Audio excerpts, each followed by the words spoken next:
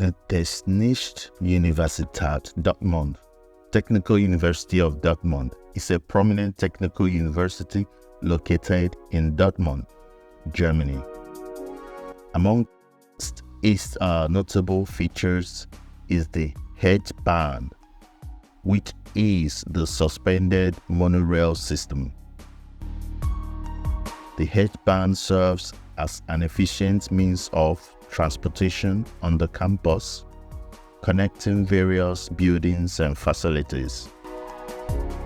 It is an iconic feature of the university and is often cited as an example of innovative campus infrastructure.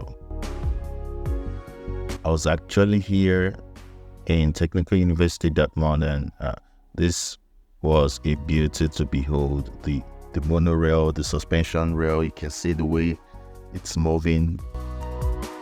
You can conveniently get to any part of the university using this.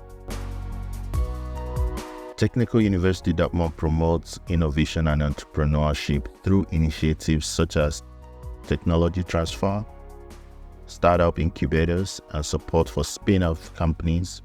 It plays a significant role in driving economic development and innovation in the region.